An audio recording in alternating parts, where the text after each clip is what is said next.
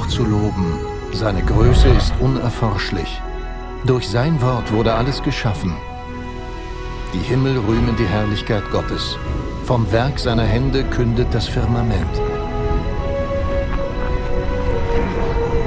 Alles, was Gott schuf, war gut. In allem zeigte sich seine Größe und Güte und Allmacht.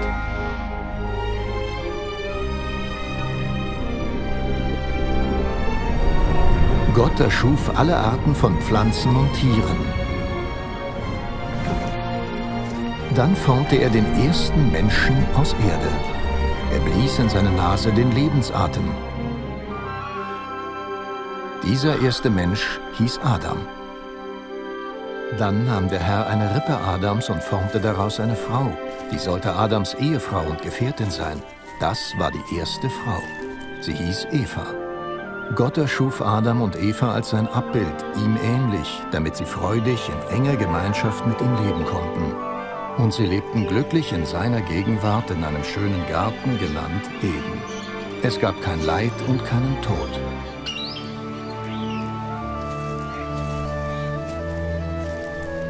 Gott gebot Adam: Von allen Bäumen des Gartens darfst du essen, außer einem. Sobald du von seinen Früchten isst, wirst du sterben. Aber eines Tages führte Satan Eva in Versuchung. Sie pflückte von den Früchten des Baumes und aß. Und auch der Mann aß davon, weil sie Satan mehr Glauben schenkten als Gott. Durch diese schändliche Tat zerbrach ihre Gemeinschaft mit Gott, denn Gott ist heilig und Sündern ist seine Gegenwart verwehrt. Und so schickte Gott Adam und Eva fort aus dem Garten Eden. Diese Schande kam über sie, weil sie Gottes Gebot missachtet hatten. Darum mussten Adam und Eva und alle ihre Nachkommen Schmerzen und Tod erleiden. Aber Gott, der Barmherzige, hatte im Sinn, die Nachkommen Adams zurückzuführen in seine göttliche Gemeinschaft, damit sie für immer in seinem Reich mit ihm leben können.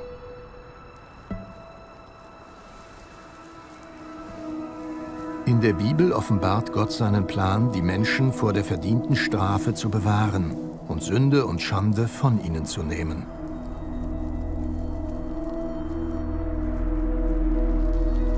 Einen Teil seines Planes offenbarte Gott dem Propheten Abraham.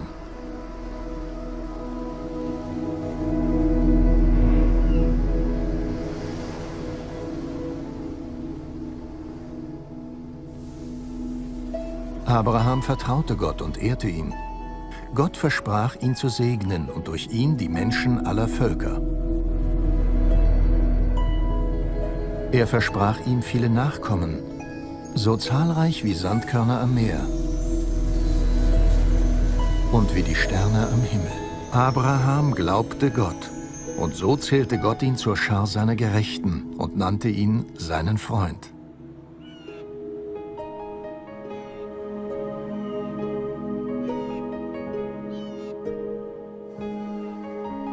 Eines Tages stellte Gott Abraham auf die Probe, um sein Vertrauen und seinen Gehorsam zu prüfen.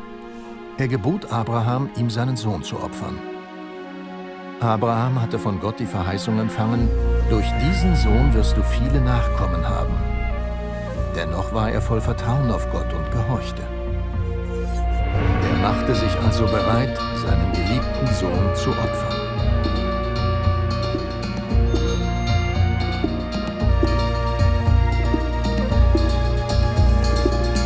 Abraham erhob sein Messer.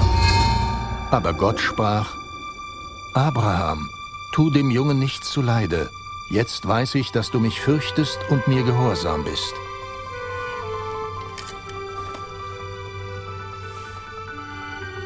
Im gleichen Moment sah Abraham einen Widder, der sich mit seinen Hörnern im Gestrüpp verfangen hatte. Abraham ging hin, nahm den Widder und brachte ihn Gott als Opfer dar, anstelle seines eigenen Sohnes. Als Gott, der Mitfühlende und Barmherzige, Abraham einen Widder als Opfer anstelle seines Sohnes gab, offenbarte er seine große Menschenliebe. Er liebt uns wie ein guter Vater seinen Sohn. Durch dieses Geschehen zeigte Gott seine Absicht, den Menschen ein Opfer zu senden, das an ihrer Stelle sterben sollte. Gott, der Barmherzige, offenbart in der Bibel, dass er einen sündlosen Menschen senden würde, der durch seinen Tod für Adam und seine Nachkommen ihre Sünde und Schande tilgen sollte. Mit seinem großen Opfer würde er denen, die an ihn glauben, den Weg eröffnen zu ewiger Gemeinschaft mit Gott und dem Leben in seinem Reich. Die Propheten nannten diesen Menschen den Messias. Sie prophezeiten, Gott würde den Messias senden, um Menschen zu retten und damit er als Gottes Stellvertreter über sie herrschen sollte.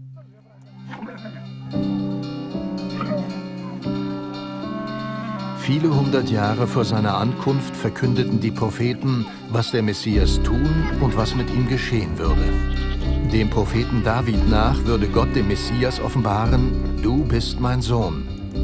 Damit war nicht der natürliche Sohn gemeint, sondern, wie in den Schriften der Bibel steht, er ist das ewige Wort Gottes, den Gott durch ein Wunder der Jungfrau Maria eingab und der als Mensch geboren wurde. Die Propheten wollten mit dem Begriff Sohn Gottes die enge Verbindung zwischen Gott und dem Messias beschreiben und seine Rolle als Retter der Menschheit und als König. Der Prophet Jesaja verkündete: Eine Jungfrau wird ein Kind empfangen und einen Sohn gebären. Auch schrieben die Propheten, der Messias würde zu Bethlehem geboren und auf einem Esel reitend als König in Jerusalem einziehen. Sie beschrieben, wie sein enger Vertrauter ihn für 30 Silberlinge verraten würde. Im Weiteren verkündeten die Propheten, der Messias wird sein Leben opfern, aber Gott wird ihn am 3. Tag von den Toten auferwecken. Der Prophet Daniel nannte den Messias den Menschensohn und sagte, er würde zum Himmel aufsteigen auf einer Wolke und Gott würde ihm ewiges Königtum geben über alle Völker. Vor mehr als 2000 Jahren lebte auf dieser Welt ein Mensch namens Jesus. Als die Menschen seine Werke sahen, fragten sie einander: Ist er der ersehnte Messias? Haben sich die Prophezeiungen über den Messias durch das Leben Jesu erfüllt? Dieser Film zeigt, wer Jesus ist und etwas von dem, was er gesagt und getan hat, so wie es in den Schriften der Bibel steht. In diesem Film wird Jesus von einem Schauspieler dargestellt. Niemand wird Jesus gerecht, aber dieser Film wurde gedreht, damit Menschen etwas über das Leben Jesu erfahren und wissen und die von Gott verheißenen Segnungen empfangen können.